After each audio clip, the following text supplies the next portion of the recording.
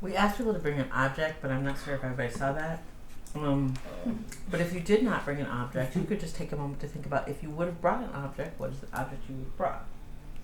And the question was an object that is grounding or symbolizes freedom for you. And I think I was very much a child who had a lot of feelings. And I think jazz music felt soft to me in a way that black masculinity hadn't before. And I feel that I didn't truly have liberation until I came to terms with the fact that black masculinity can be soft. Black masculinity is not something which must present in a certain way. All these artists that she didn't know, these black women, and they responded to this call to engage in experiments of joy. And this book just really, it helped me, like, I would be disappointed in the fact that I couldn't respond to any of the calls for real. And so I would always come back to it to just like try to keep responding and try to keep responding and try to keep responding. And then I finally started responding to them. I should just be up at the very least, like just waiting for life to yeah, you know what I'm saying? I should be awake and alert and on guard. Yeah, you know, like sometimes you feel like you have limitless output, and sometimes things are just kind of not popping like that. And rest and rejuvenation are central parts of, I think, making quality work, just because it helps you to maintain yourself and you're the vessel that the work comes through. I ended up like having to establish like routines that could like make my brain know, and I was talking about this with Fern, like routines that make my brain kind of recognize that the days that I'm ready to rest. Mm-hmm. And I think a big part of that was kind of like this de-adornment. And I thought that was like really important for me because like those routines are all very like sacred to me, I think. And being in a dorm was really wild because I'd be like oiling my scalp, getting ready, and I romanticize it so much. I'm listening to my music, and then I have people watching me, and I was like, this is invasive. But like now that I'm in my own space, I have it back, and it's so nice. And so like I'll like take off my jewelry first, and then like I'll kind of do and I feel like Mulan. My aunt and uncle were the first black people to move onto the block at 7923 South Evans is where they lived. And this is like one of the things that came with me that was theirs that I still have. This earth here is from my father's people's land in Apopka, Florida, where they were from. And up here, I don't have as many images because I don't have as many images of people on my mother's side of the family, so I have like their names written down. But that was my grandmother. And there's Black Eyed Peas there. When I went away to college, the thing that I missed most was Black Eyed Peas. I would just remember calling and saying, please can I have Black Eyed Peas when I come home. It felt somehow like home.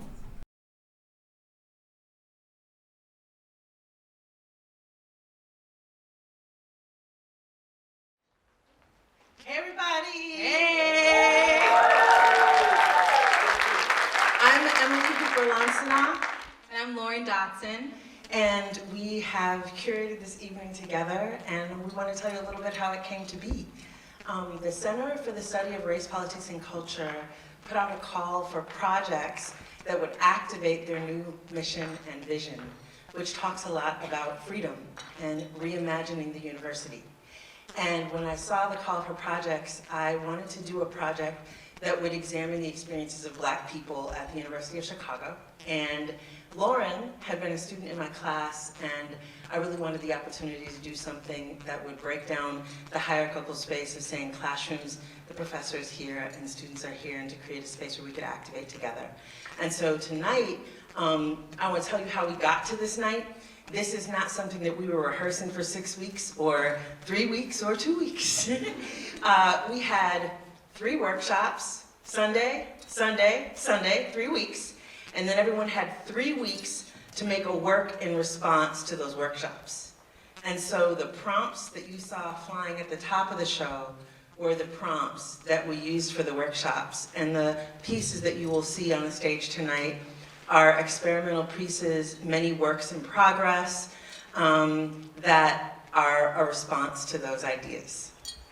So like Emily said, I was her student in a storytelling workshop. And I think when I first got to the university, like I took this class in my first year, and this made me reimagine the university. I don't think you understand that. This class was one of the first times where I actually saw this craft being taught by someone who looked like me, but someone who had values that were so vastly different than this university. And so when Emily asked me to help out with this project and that we were going to be doing it workshop-based, I was like, that right there, like CSRPC, give us the money, because that's already reimagining the university. I think that in every single workshop, and I feel like a lot of our collective feels this way, but it was so safe. Emily invited us over to her house, cooked us dinner that was like, the weekend before Easter when I was feeling just so severely homesick, and just kind of showed us what it meant to have care while still being able to create and still being able to learn, and showed us that learning is from each other. And so I'm so glad you guys got to see some of the clips that Fern caught, because that was the vibe. It was just so beautiful, and I'm so happy to be a part of it. And I'm so happy that y'all are a part of it tonight. So thank you for coming. And I just want to shout out the Logan Center operations team and community arts team and Bill Michael and CSRPC, who have all worked very hard to support us being on stage tonight. But most of all, I want to shout out the artists whose work you're going to see on the stage tonight. When I dreamed that this project could happen, I dreamed that I might have a chance to work with these amazing folk, and it's like magic, so I'm grateful for y'all to be here. Know that these are not like works, like I said, that we've been rehearsing forever, but the most important part for me as a storyteller is the stories that you're going to hear. So listen for the stories, and we hope that they touch you in the way that they have moved us. Thank you. Thank you.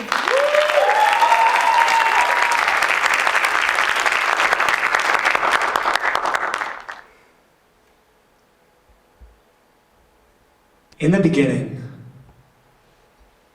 there is not refraction. You see, refraction is when one thing splits into the spectrum of everything.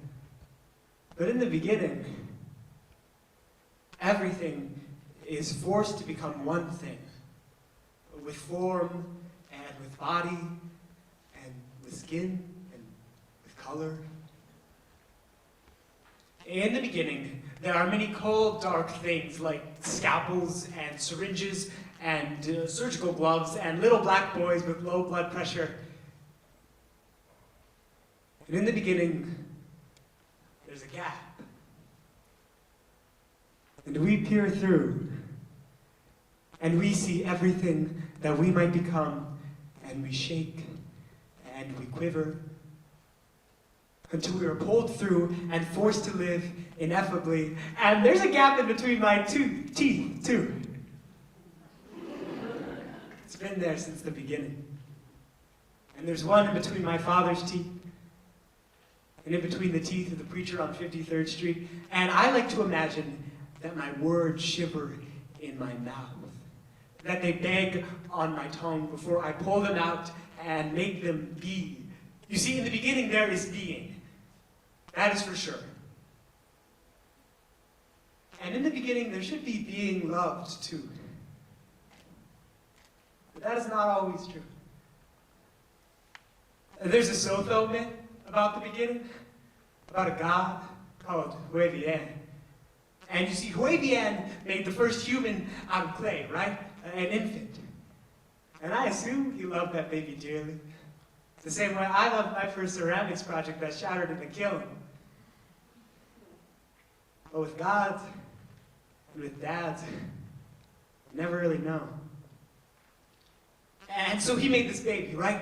But then suddenly it started whining and crying, and suddenly there was more of them, and suddenly they were everywhere, and they were loud, so loud. Probably had their speakers out on the subway. Probably were yelling things across the forest like, "Where am I? And I love the way your body moves." And Wavian's eardrums started to hurt. And he decided that he did not love loud things. And so he found a real tall pole. And he climbed into the sky. And as he went, he removed each peg so that no one could ever follow him. And now he lives in the sky.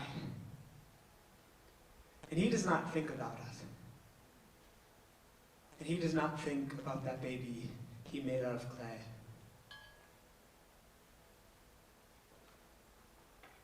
My father started climbing into the sky when I was 10 years old.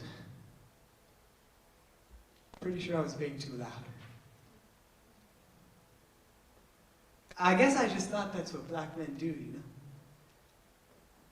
They climb into the sky and they forget things like clay. I do not remember the first time I realized I was a man. Maybe I still have not realized that. But I do remember the first time I realized I was black. It was in first grade, and we were coloring family portraits, and I was stoked, because I got the brown crayon all to myself.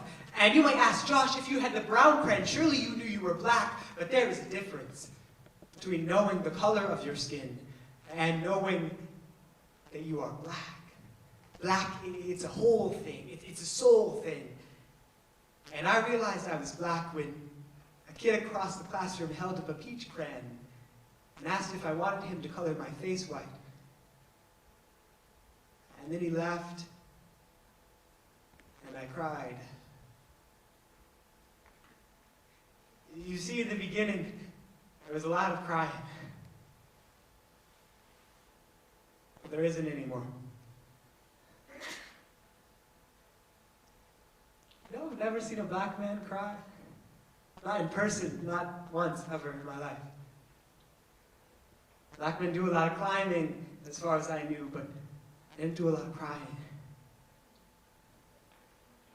I saw a black man cry in a video once. His name was Elijah McClain. And he was dying. And I guess when black men die, they think a lot about the beginning, because he was saying a bunch of nonsense things like I love you, and like stop, and like I can't breathe, and like I'll do anything, and like please. He was saying please. He was saying please. And in that moment, just like in the beginning, there was not refraction, because everything that makes him him, the way he kisses his mother at night, his love of violins, his volunteer work at the shelter, everything that is the rainbow of who he is boiled down into one thing. And he is only black. He is only monster. He is only that which prowls. He is only this moment on the street. He is only defeat. He is only the tears which his mother will cry tomorrow. And maybe he's the reason why I thought black men could refract. Why I thought black people couldn't refract. Or maybe it was because of my dad, or Huavian, or that kid in my first grade class. I don't know.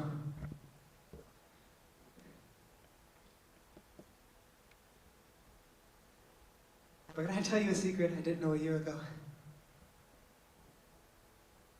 Blackness does refract. A prism can turn white light into a rainbow, but a black body can turn white might into a rainbow.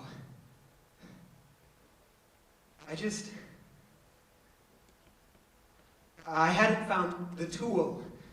I hadn't found the prism which would help me refract.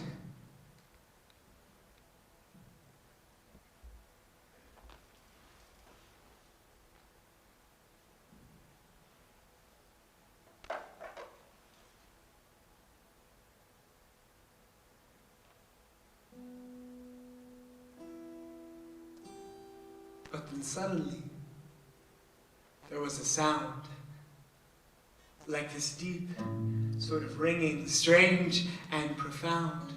And around the corner, a record played. Suddenly, there was Louis. And suddenly, there was Nat, and Nat changed everything. To hear a black man sing. Suddenly, there were notes. Suddenly, there were chords, and what's more, suddenly, I had a voice. I had a voice. Suddenly, there was gentleness, and suddenly, there was fragility, and the ability to be anything I wanted or dreamed that I could be. Suddenly, there was refraction and black action, this wondrous abstraction of unearthed compassion, and I followed that noise till it led me to a song. Suddenly, there was music. Suddenly, people were listening, and I was no longer that scared little boy. I was this powerful creature resisting, and that's what black art is.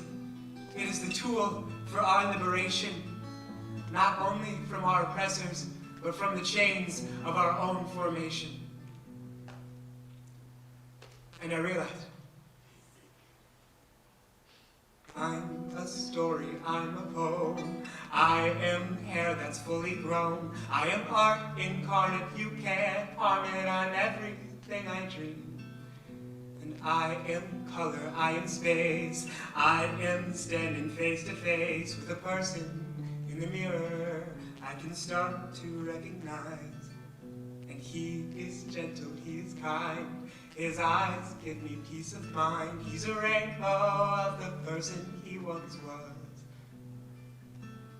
And tonight, in this space, you'll hear voices filled with grace, and they are everything that freedom represents. Because we are stories, we are poems, we are hair that's fully grown, we are art incarnate, you can't harm it, we're everything we dream. And we are color, we are space, we are standing face to face. We are people who deserve to be heard.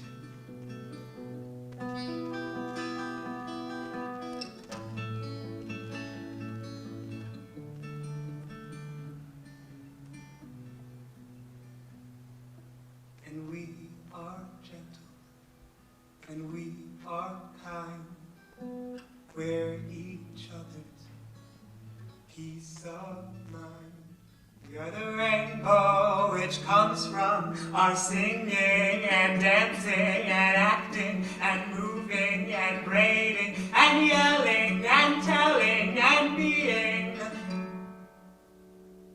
We refract.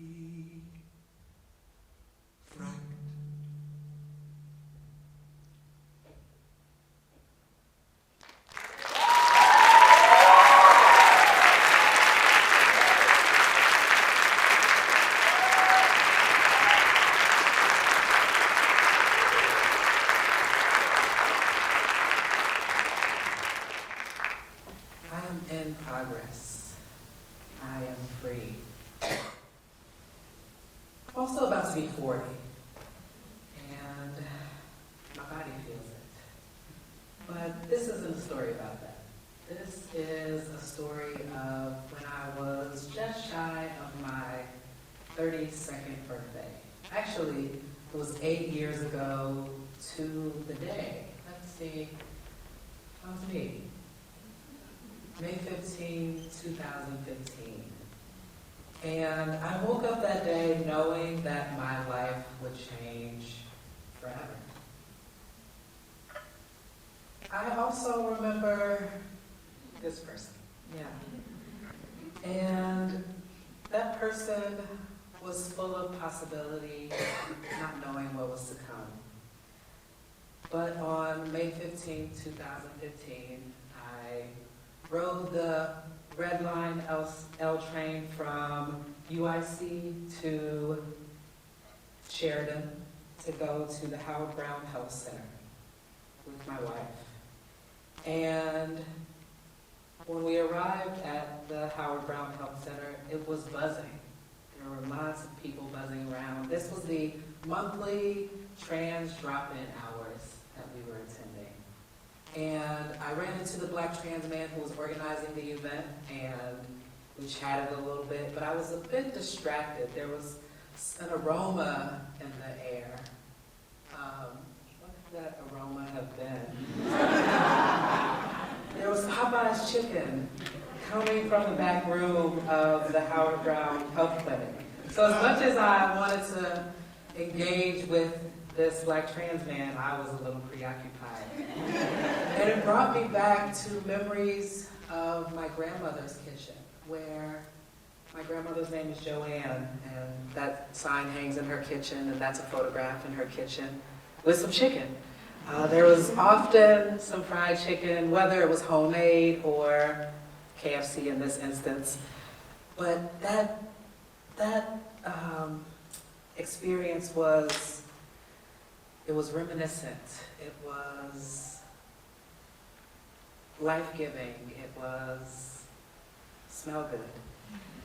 And I walked to the back room to get the chicken, but also to talk to some of the other trans folks that were there about just life. You know, I just wanted to hear from them how they were and just share in the comfort of what we were all there to do. We didn't ask any specifics, but we all knew why we were there.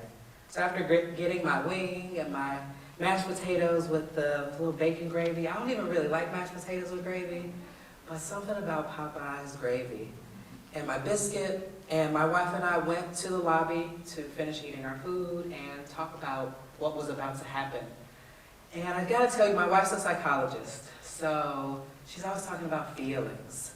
So she wanted to know how I was feeling sitting in the lobby waiting for this appointment. And to be honest, I didn't really know how I was feeling. You know, I was a little bit nervous. I was very excited. I was also pretty scared, you know. But she was there to comfort me.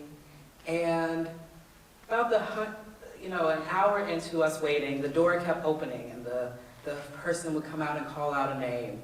And I would be disappointed because it wasn't my name. But, you know, an hour later, the door opened for the final time and someone comes out, S. That's me. That's me. So we pop up and walk and follow the person to the exam room. And when we get into the exam room, you know, we sit down And my wife is sitting across from me, and I imagine she's nervous as well, right? This is a life-changing thing for me, but it's also life-changing for her. But she could have also been, thinking about what we often think about, which is Beyonce. Beyonce songs could have just been playing in her head. But I imagine she's nervous because neither of us knows what's going to happen next. Neither of us has a crystal ball.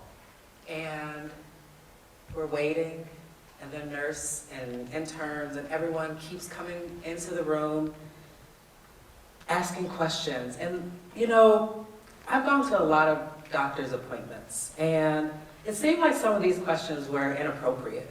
I don't know, even there was one point where the intern says, I don't know if I can ask you this. And I'm thinking, if you don't know if you can ask me, you probably shouldn't ask me. But, they have to gather all kinds of information.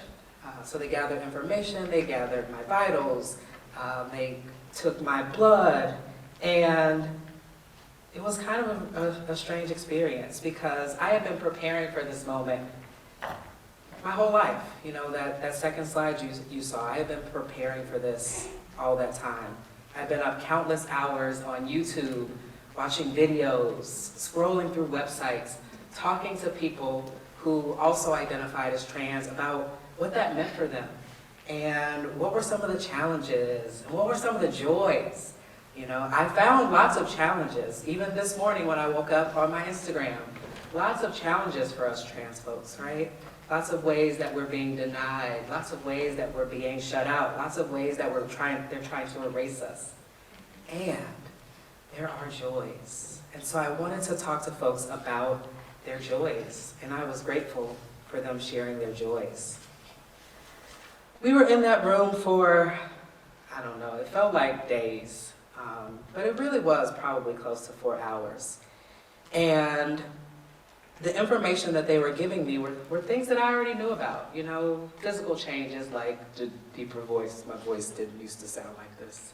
It didn't sound like that 2 seconds ago either.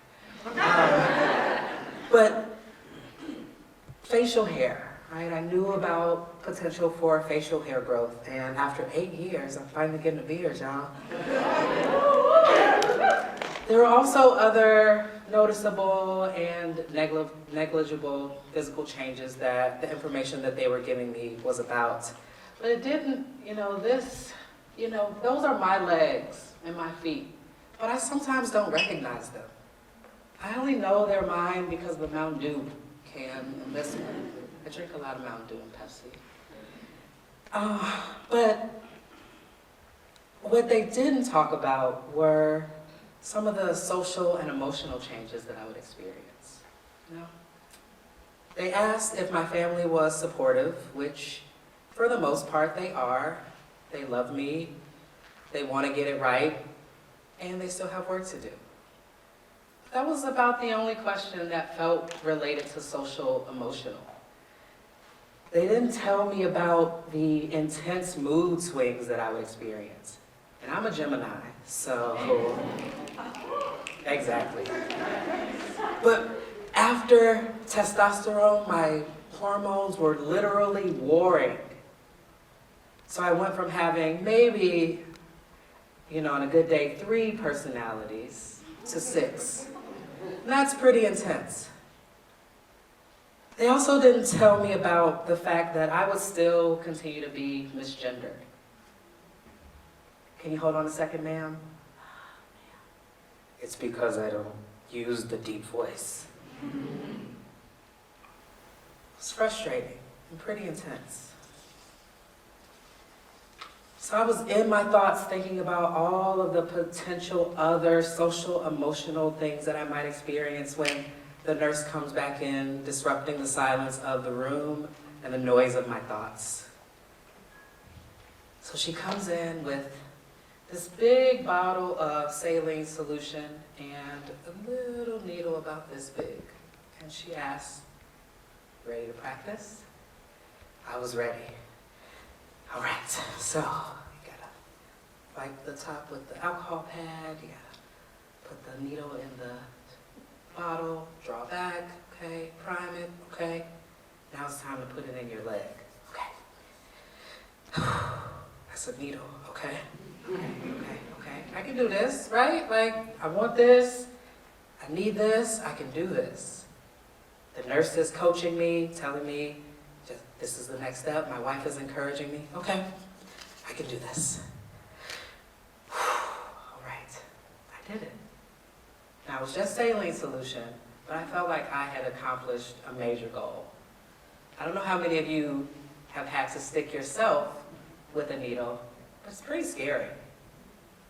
But I had gotten the practice out of the way. So now it was time to go home and do the real thing. So I went to Walgreens, I got my prescription, got the testosterone, the needles, the alcohol pad.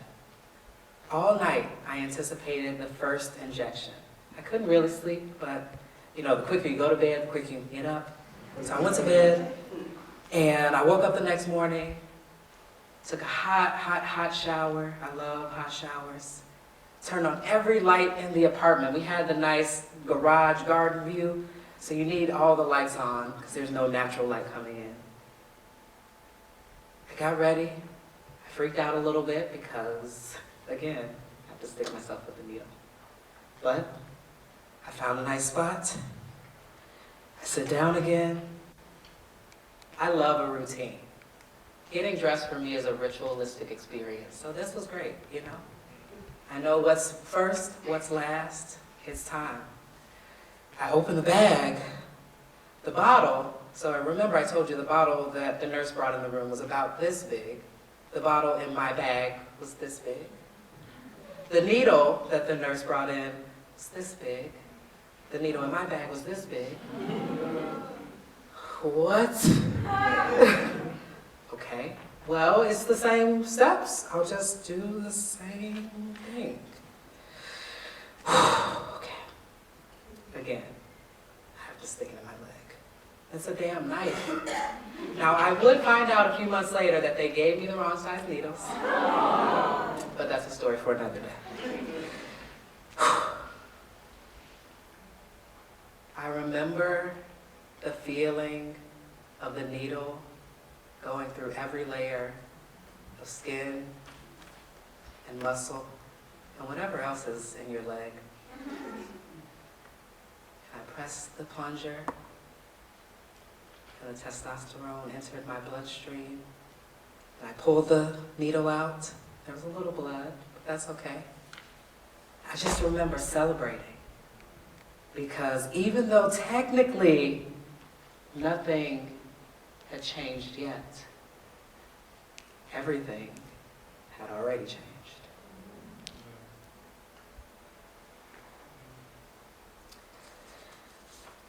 So it's been 8 years since that day. And I tried to calculate how many injections I've done, but it hasn't been systematic. So it's somewhere between 200 and 400 injections. I know it's a big range, but that's what I got. And the truth is, the only reason that I was able to do that was because I felt free. I felt loved. I felt cared for. I felt supported. And I'm so grateful that I took that plunge that day. Because after 8 years, still learning about myself, like I thrive in indirect sunlight. And I need a little bit of water, but mostly Pepsi. I'm obsessed with design, interior, and fashion. I don't know if y'all checked out the shoes. And my meal plan needs a little work. I told you I'm about to be 40, so I need to get more vegetables in my diet. Right now, it's a lot of chicken. Like you saw the fried chicken, but it's chicken tikka, it's chicken salad, it's baked chicken. So if you have any ideas for other things I can eat that will help me live longer, please let me know. And I also don't like confined spaces. So before that day, people tried to put me in boxes, especially around this gender stuff. And since that day, I won't let them.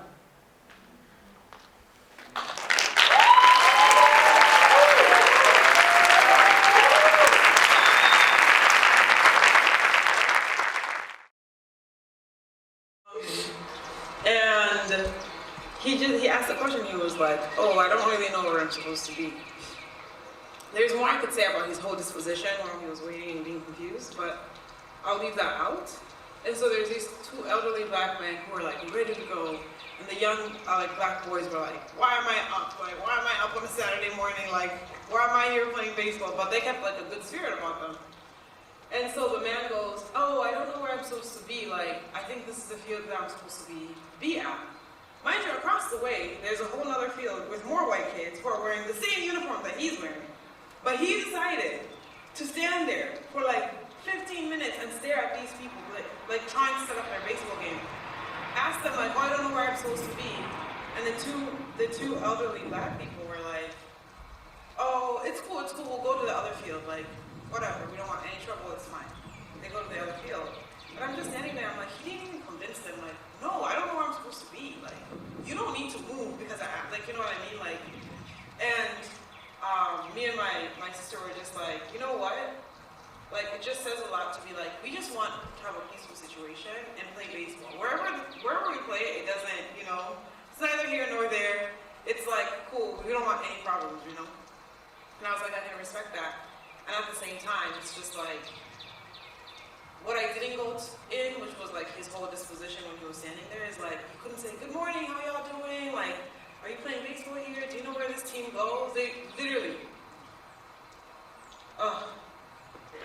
just taking up space. One single person, making a whole group of like, so I think I observed things like that, and ultimately what makes me feel safe is a sense of community, whether I'm part of that community or not, but just being around people who feel communal.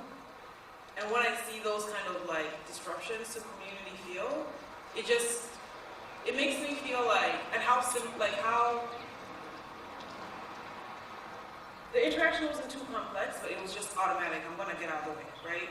It just makes me feel there's other things that you have thought about that made you consider this, like this moment to be grander than what I maybe could have thought that it should be. And you were like, you know what, it's cool, I'm gonna go. Because it might, you know, slippery slope, it might just turn into something that it shouldn't be.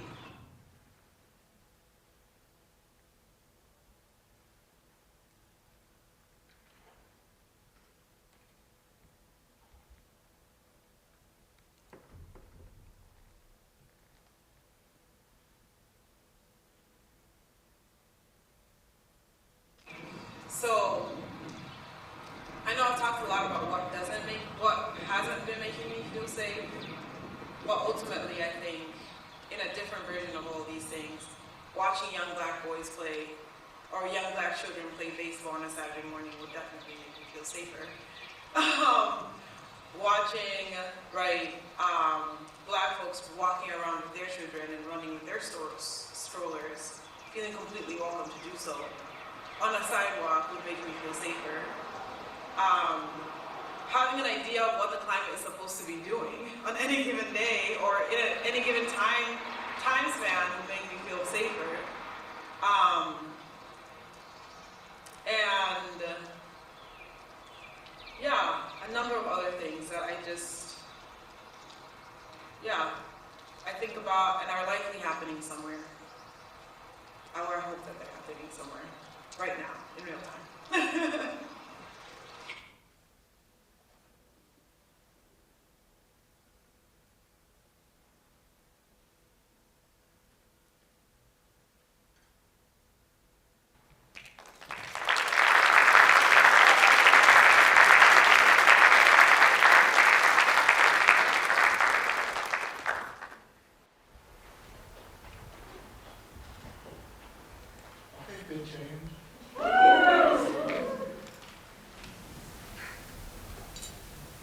Maybe it's because I'm a poet and I try to find meaning in every little thing.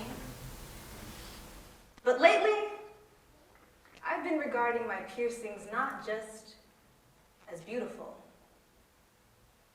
but as stories.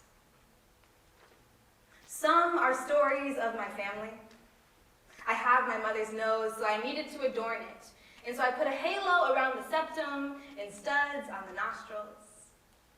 I have my father's eyes and his eyebrows, but I don't have his scar right above it. So I pierced one in the same spot. Because that wound, that scar, it's my inheritance. Some are stories of the past. The memory of a needle breaking through my cartilage bleeds into the memory of a needle as it poked my sister's first tattoo, bleeds into the memory of a needle as it poked my mother when she went into labor with me, bleeds into the memory of a needle in the hands of my grandmother as she knitted or quilted or sewed a baby blanket for a little girl that she wouldn't know all too long. Some are stories of care. I pierced myself because it was the most tender thing I could do. To traumatize the tissue and swaddle it with gauze. To baptize it in saline solution, to make my body a home for a foreign object meant admitting that my body was a home to me. And some are stories of nature. I mean, look around. I pierced myself because it was the most natural thing I could do. As natural as the flowers piercing through the earth's soil, as natural as the wind that pierces through my sweater, as natural as a meteor coming through the atmosphere right now, as natural as the night sky. Well, I actually have a story about the night sky. Do y'all want to hear a story? I said, do y'all want to hear a folktale?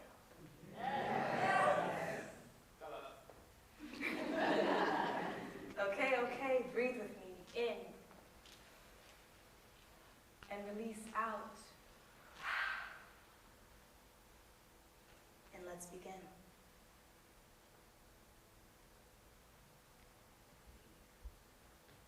Before there was night, there was light. And only light. There was the sun and the blue sky and the green grass of the earth and the oceans, but there was only light. Only day. Now the sun was powerful. Flowers turned their heads towards the sun. Trees went from saplings to elders under the sun, and the tiniest of creatures found warmth under her rays. And right on up there with her was the blue sky. Now the sky saw everything that the sun could do, and she found it absolutely beautiful. And she thought to herself, well, if the sun can create all this beauty on the earth, then surely she can do something about this. You see, when the sky looked down onto the clearest of the lakes and saw her reflection, she did not like what she saw. I mean, it was just blue. It was blue here and blue here. Oh, and look over there, more blue. No, she thought it was plain and drab. She needed something more. She needed to be beautiful.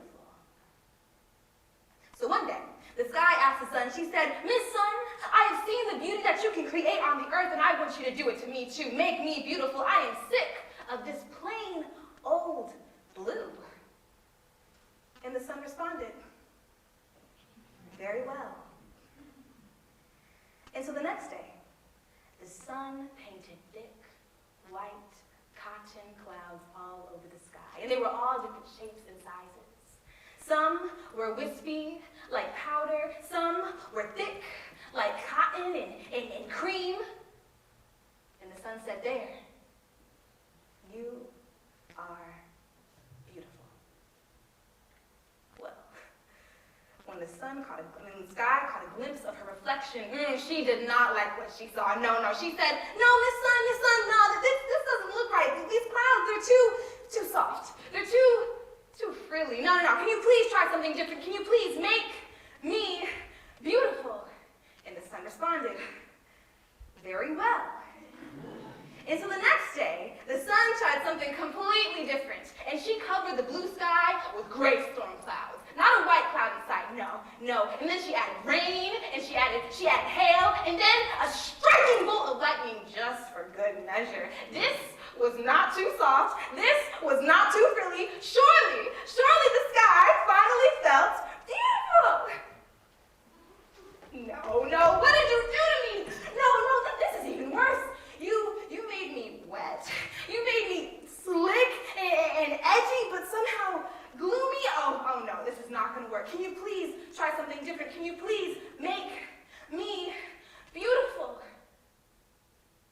And the sun responded, very well. And so the next day, the sun, she tried something she had never done before.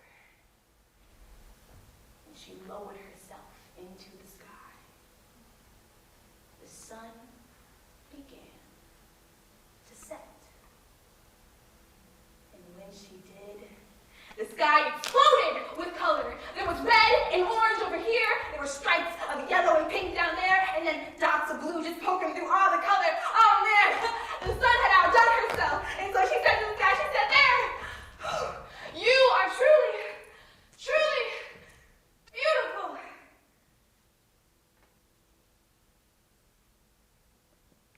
It really is something.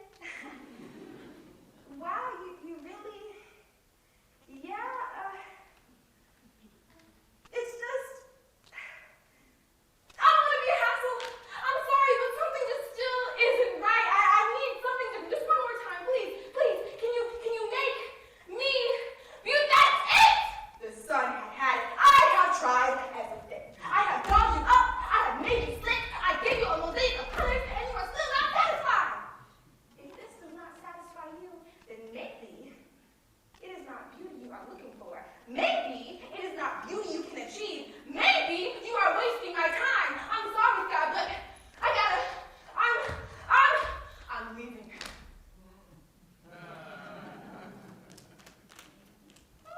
And just like that, the sun set completely. And for the first time ever, the sky was dark. Pitch black, dark. She had never seen herself this way before. She had never felt so alone, so unfinished, so empty.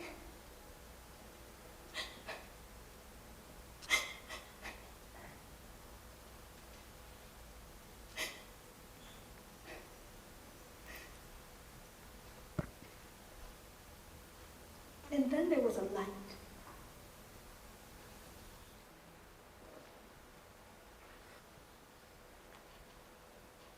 Who is that? But this light was different than the sun's. It was softer, more gentle. My child, the light said, I am the moon. What is it that you want? Look at me. I just want to be beautiful. But my child, what is it that you need? The sky didn't know what to say. She knew she wanted to be beautiful, but she didn't know how. She didn't know what it looked like, didn't know what it felt like, so she took a deep breath.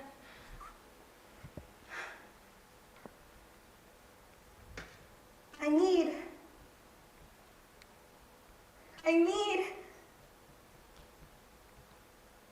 need to feel whole, complete. Right now it feels like there's something missing, something incomplete, something that was supposed to be here, but it's gone. And the moon responded,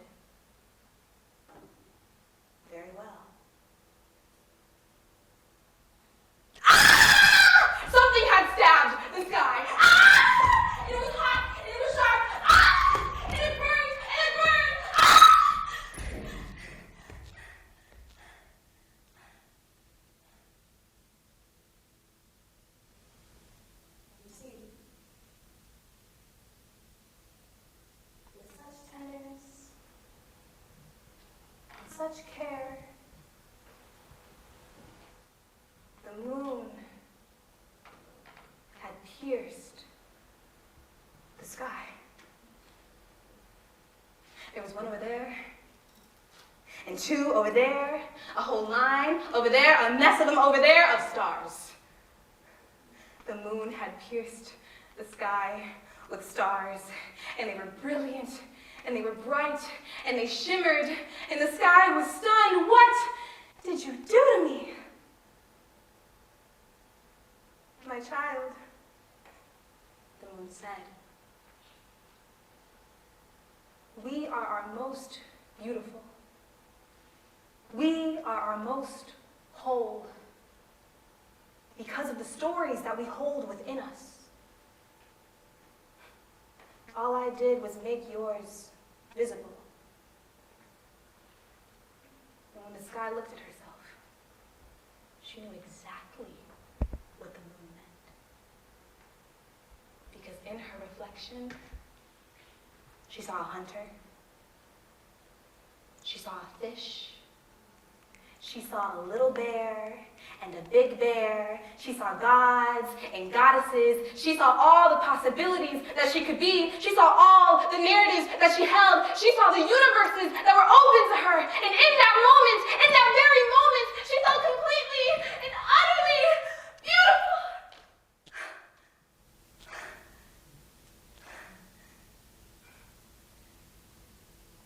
And so when I look up and see the night sky and all her piercings,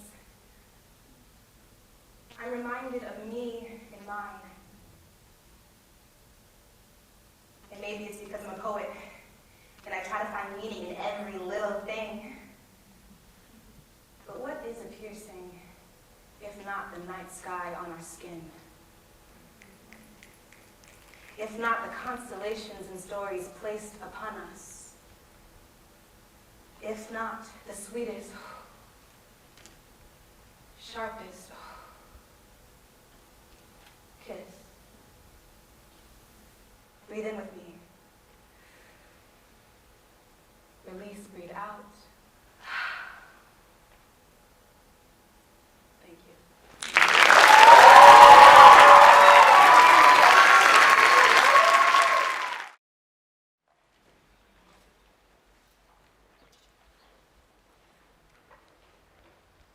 My grandma moved to Chicago from Carthage, Mississippi, after her father was lynched. The local sheriff's department began to harass her family and attempted to sexually assault her. She moved to Chicago for safety. From a young age, I was taught to feel safe. Safety is a state of mind. Wherever I am, I'm safe. I feel safe here. 11205 South Vernon. I was playing outside with my cousins when shots rang out. I remember it in slow motion. The guys running, holding their chains.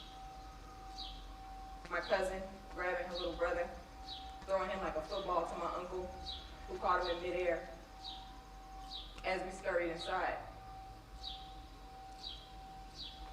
I love my family.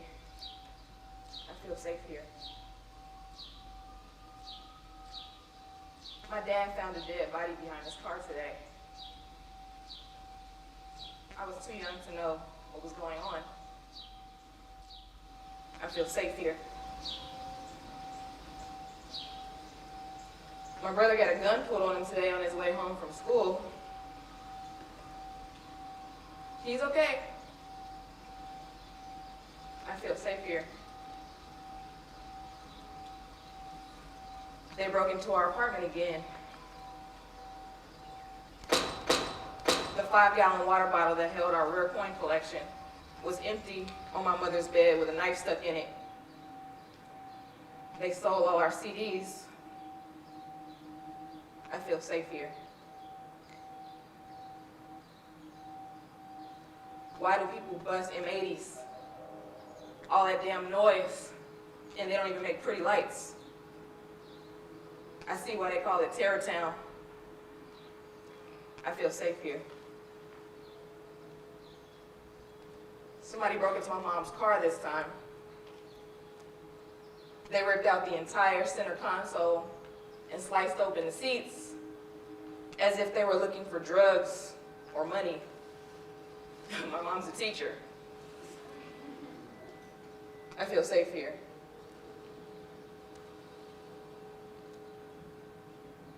(8219) South Paxton. My next door neighbor is mentally ill. She walks around in the summertime with a fur coat on and a shower cap. She slashed my dad's tires, and I'm pretty sure she poisoned our dog. He was a good dog. I feel safe here.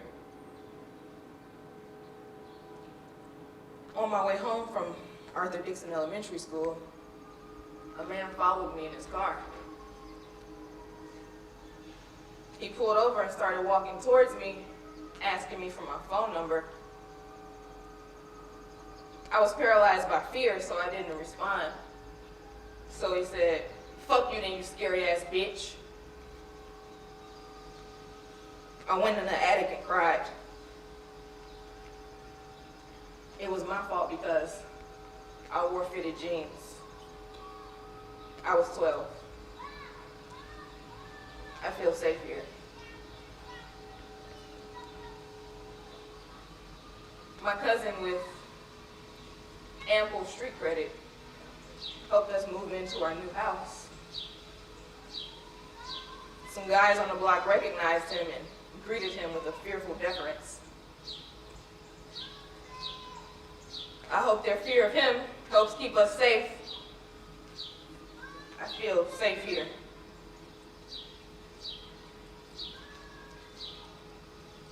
My brother got another gun pulled on him today. It was last night, actually. He was coming home on a train around 2 a.m., transferring from the blue line to the red line. A crazy man was ranting about how he had just killed somebody. He was drunk. He followed my brother onto the train car. He put a gun to my brother's head and said, "I love you. Give me a hug." And my brother obliged him. And pretty soon, he moved on. He's okay. He's lucky, in fact. I feel safe here.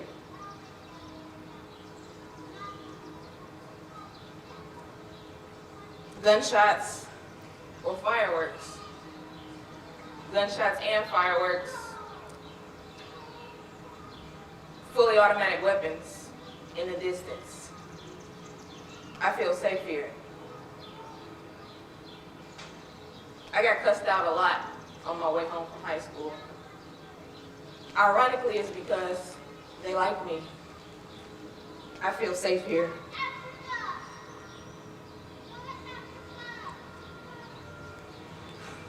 My friend's stepfather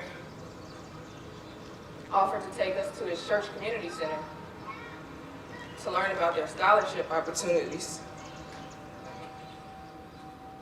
He held the door for us as we went inside.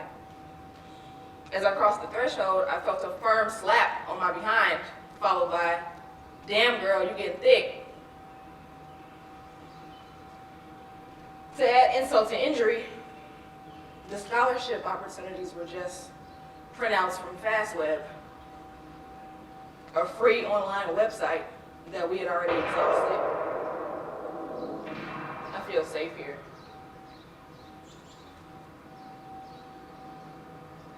Two of my elementary school classmates were murdered the other night. They weren't even the intended target. They were just at the wrong place at the wrong time. Rest in peace, Reggie and Mike. I feel safe here.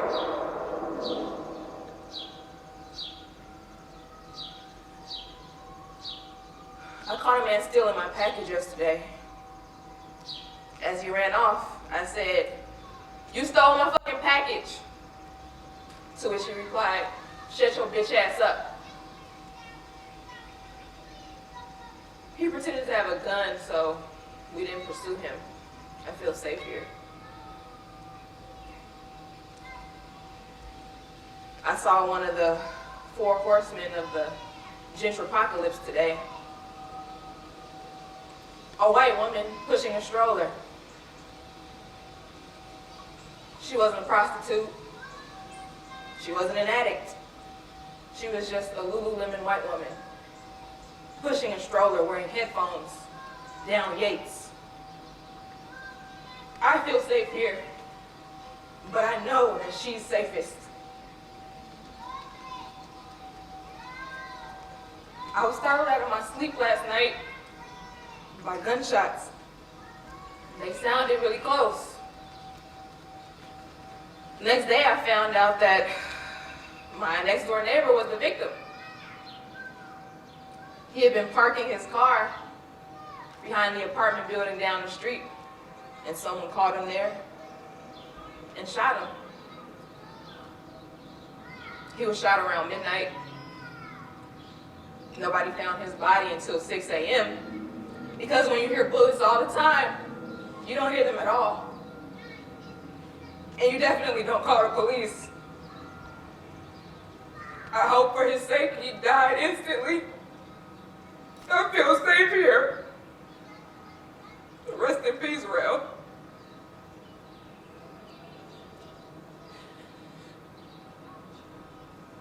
Last month on Easter Sunday, I heard a commotion outside. It was a couple, addicts I presume, arguing and scuffling in front of my house. My partner pretended to get something out of the car, hoping his presence would encourage them to move on. They did. 40 minutes later, I heard them again. But this time the man was wielding a meat cleaver. I feared for the woman's safety, so I told my partner.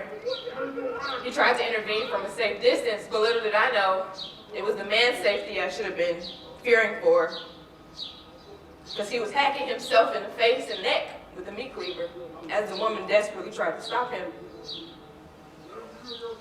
The next door neighbors came outside. Their children, still dressed in their Easter clothes, came outside to watch too. I didn't watch because I don't want to watch that. I just hoped it would stop. Finally called the police because I didn't know what to do. The police never came.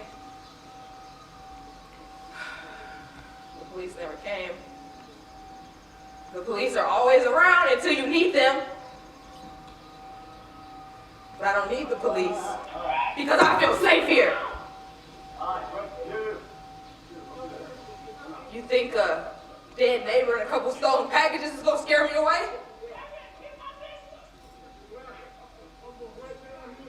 You think a crackhead self-mutilation episode is gonna make me move? No, because I feel safe here. And soon I'll feel even safer. So why would I leave? So white people can move in and take advantage of the safety that I've been waiting for? So white people can take advantage of the safety that I've been manifesting for 33 years? No! I'm not going nowhere because I feel safe here. I feel safe here. I feel safe here.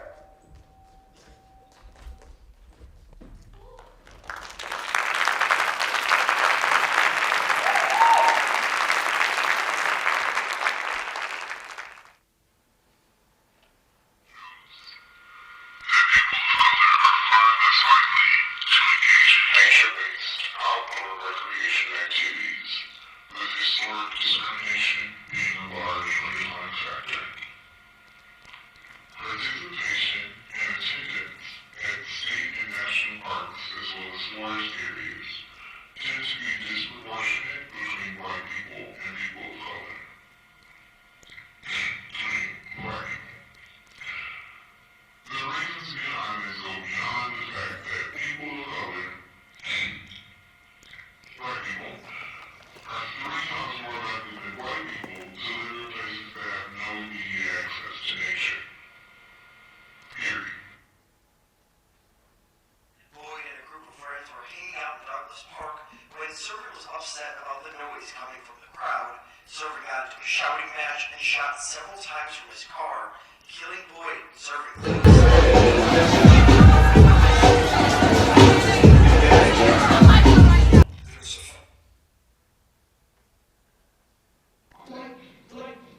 I'll tell you what freedom is to me. No fear.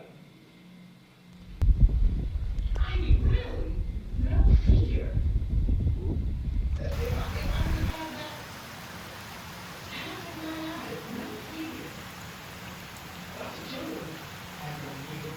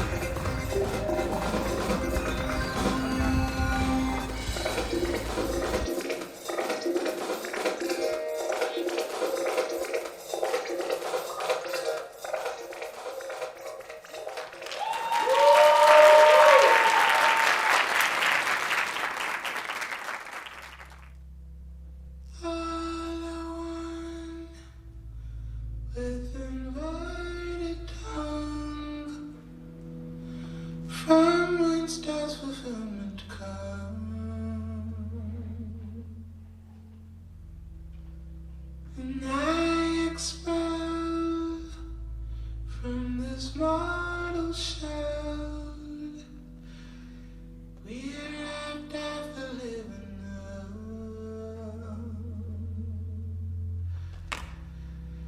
I have my battle. If my heart is I do, and I do.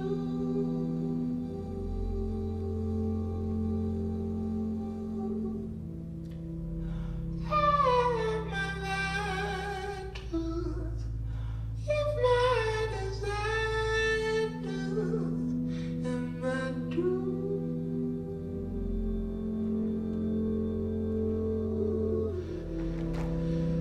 I feel you, but nobody else. Though you're someone I can't see, yet you said nothing of the stoic suffering that stirs the quarrel in me. If lovelessness is godlessness, will you cast me to the wayside? Well, I feel the feeling of half-painted ceilings, reveal the carol of a blank sky. And my battle, if not as I do, and I do.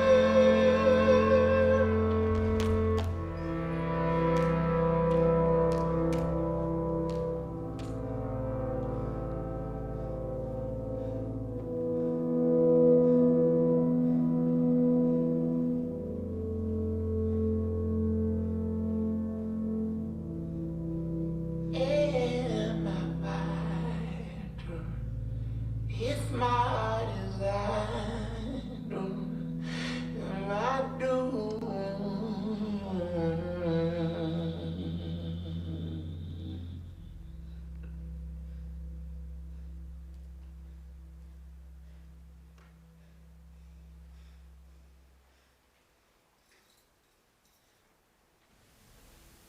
What does it mean to feel safe?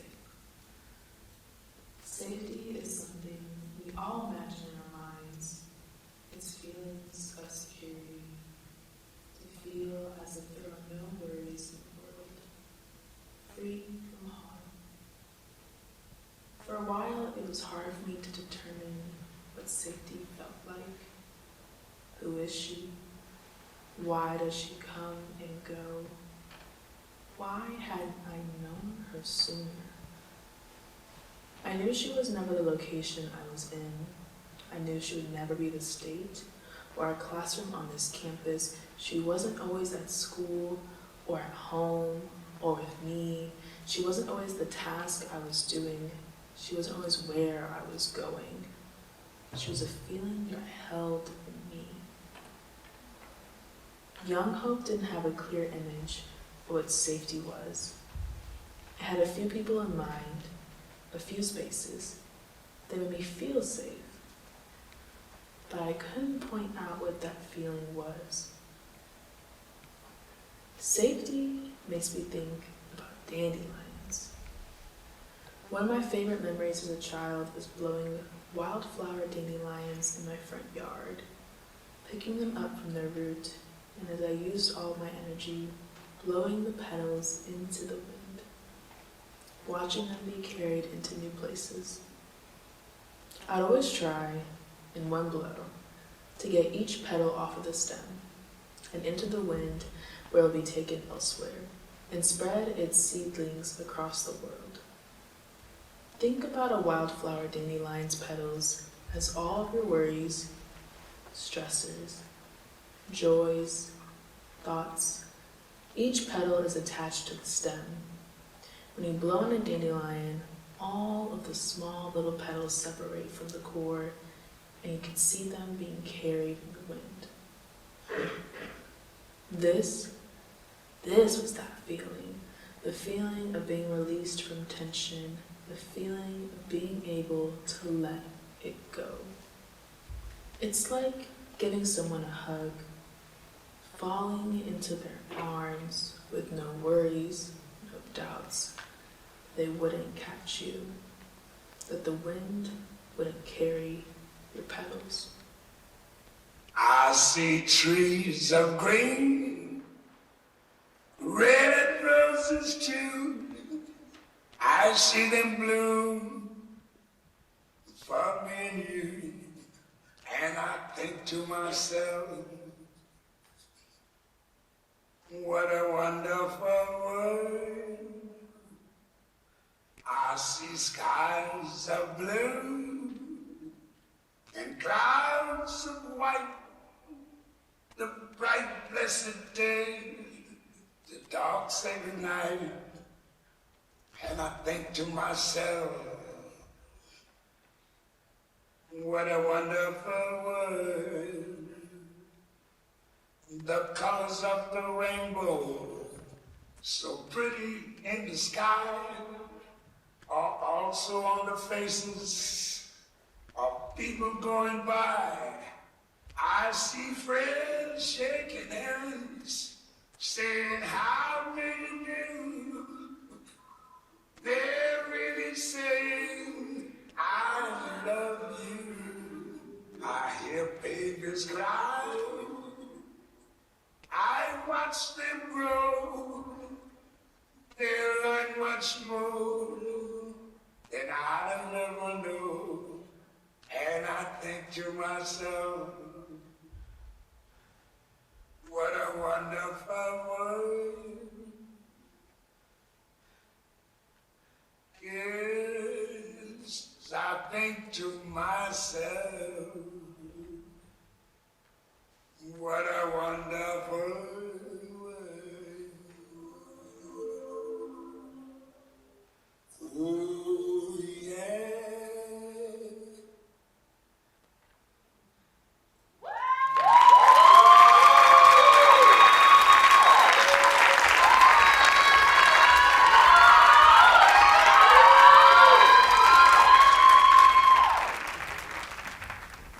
I was interested in the stories of Black women at the University of Chicago.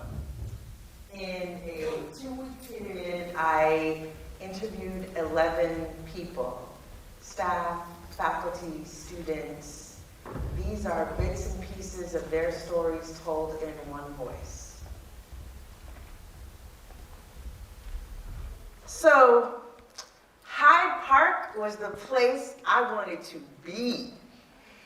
And when I was a teenager, I used to hang out on corners near campus. I was getting into a lot of trouble. And at a certain point, I just wanted a different life for myself. I've changed, and I feel that here. when I was a little girl. I lived in Woodlawn, and we would walk through the campus, and I told my mom I thought these were castles. I didn't know too much about the place before I came. I came because of the opportunity.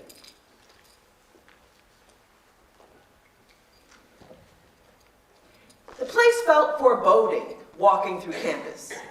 In my graduate program, there were only 2 of us, and there were many experiences of disrespect from students who assumed I was here because of an affirmative action clause and felt comfortable saying that to my face, and from people I was serving in my profession. I remember walking in to see a patient who asked me to take out the garbage. I knew that in my field, I would face challenges as a Black woman. One of the things that made me choose this program was that it was close to home. And I believed that my family would provide much needed support, and they did. My parents would say, don't let those people get in your head. Don't let anybody have space in your head who is not paying rent. The best revenge is excellence. My advice, find a community, find your place, pick your battles, focus on why you were here, and remember, you deserve to be here. One of the reasons I chose this place is because it was the only place where I would not be the only Black professor in my department. I didn't want to be the only. But the more I served on committees outside of my department, the more roles I took on, the more isolation I experienced. There was this sense that I was somehow unusual. And that has marked everything about my experience here. I have struggled to find mentorship. And perhaps because of that, I've worked hard to mentor many students. But that work mostly goes unrecognized in this institution.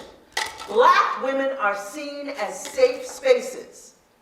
We provide space, but that labor is unseen when it comes time for tenure and promotion. What we experience here is a strange, liberal kind of racism that seems to say, I'll help you, and then question you for needing help. You have to come here with your eyes wide open. What has helped me in this space is other Black women and the ways that we have advocated for each other and made community together. I notice the intersections between race, class, and geography. Part of what made my experience here as a student so challenging was the juxtaposition of the feeling that I didn't belong and that I did. Sometimes I think it would have been easier if I just felt I didn't belong. But I'm a nerd, and I appreciated the intellectual environment. And in some spaces, I did find my people.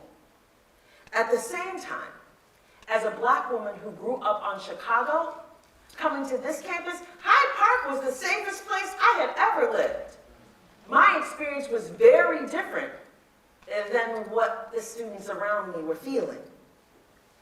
I was so inspired by the Black women on campus, not just professors, like everyone in leadership positions. I would hear students talk about, I heard this person speak, and I'd be like, oh, I'm so proud.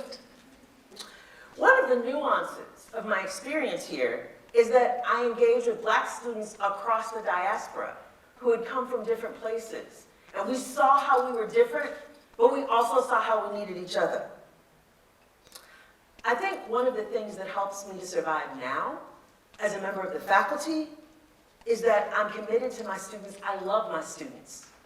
But I have a life outside of this place. and I know how to make boundaries. When I arrived, a group of Black women faculty found me. They pulled me in, and they helped me to navigate this place. I wasn't aware of the scarcity. It takes a while to understand the layers of complexity in the environment here. I encountered students who were not used to having a Black woman professor. And they were not comfortable talking about race if race was not named in the title of the class. So I learned to put race in the title of my classes. My advice, I tell people, don't commit to this place until it commits to you. Before I started working here, a Black woman friend of mine took me out to lunch. And she said, if you want to survive at University of Chicago, there's one thing that you need to understand. Faculty is God. If you get that, you'll be fine. That is the nature of the environment. I heard her, and I wanted to be a part of a space where everyone's knowledge was valued. So I kept fighting for that. One of the things that's most complicated that I've observed during the time that I've been here is that this place knows how to invest in buildings. I mean, millions and millions and millions of dollars into buildings. But I don't see that same kind of investment going to the people who go inside of them.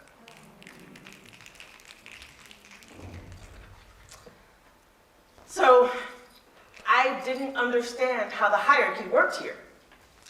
I had a challenging relationship with a supervisor who told me in our first meeting that he wouldn't have hired a PhD for a staff position because they are too difficult to manage. That was our first meeting. Another challenge of being part of this university is the reality that we are part of an institution that has caused harm to Black people. And we are trying to navigate creating repair. I have felt most fulfilled in the moments where I can connect with Black women on campus and feel that I am doing work that is making a broader impact outside of this space. So, my first impression of this place was that it was not for me. And it was not welcoming. But I was invited to an arts event. And when I went to that event, it was like a party. We had a good time, okay? And I felt welcomed, I felt heard, and so I applied. And when I started working here, it was not at all what I experienced from the outside. My colleagues back each other up. Being part of an institution of higher learning over the years, though, I thought, maybe I should think about pursuing another degree. So I went to visit a department that I was curious about, and I asked for a brochure, and I was told, do you understand how much the tuition is here? The way that they spoke to me, I put that brochure down and walked out. I waited a couple of years, and I thought, I don't know, you know that thing in the back of your mind is nagging at you? Like, I really still want to pursue another degree. So I did some more research this time, and I looked at a program that I thought, I think this is the program for me. So the way it was set up, you had to let them know you were interested, and then they set up a meeting for you to talk to someone. And so I went to this meeting, and I shared all my ideas and my experience in the arts, and they said, you know, this application is really time-consuming, and people like you don't really get in here. You should not apply. So I found a certificate program, totally out of my comfort zone, but I stayed in that certificate, and I kept telling myself, you can do this, and I did.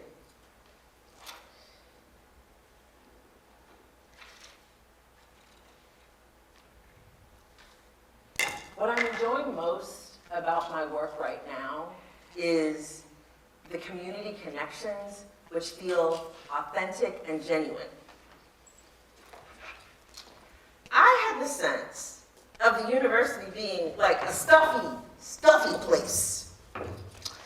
And when I came and was working on the south side, what I noticed as a black woman was that I was in close proximity to all these black bodies. My work faces the community, and what I want to do is I want to elevate the people who are already here, instead of feeling all the time like we have to bring in people from the outside. I love the people I work with. I love my job. I think I might stay here for a while. I worked in a few different positions here. Early on, I had a supervisor who did not respect me. I saw the signs, and I knew I needed to make a change. I found another position at the university. I gave my 2 weeks notice. She was shocked. My advice to black women is always remember that you are highly qualified and capable. Otherwise, you wouldn't be here. I signed up for a class on race studies taught by a white male professor. It was to feature the work of two very prominent black scholars. There were so many microaggressions in that class. The experience of white students discovering racism for the first time. As a black student, it was exhausting. And there were many black students who made the decision not to finish the class. I decided to speak up. And when I did, my hands were shaking. But I felt like I had to say something.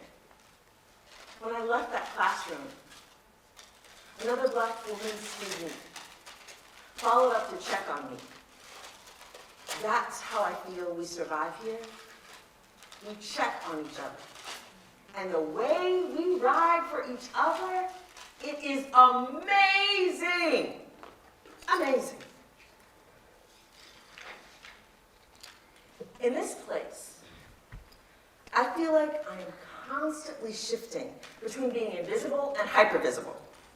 When I lived in the dorms, it was challenging to find a space where I felt like I could care for myself because people were always watching me. It's better now that I live off campus. The black woman professors I've had here really inspired me. I think the most important thing about surviving in this environment is hope. Hope has to be stubborn, like it just won't give up. Another version of the story. Once upon a time, there was a chocolate little black girl, and her mother took her walking, and she saw a place where there were tall castles, and she kept looking to try and figure out how do people get in.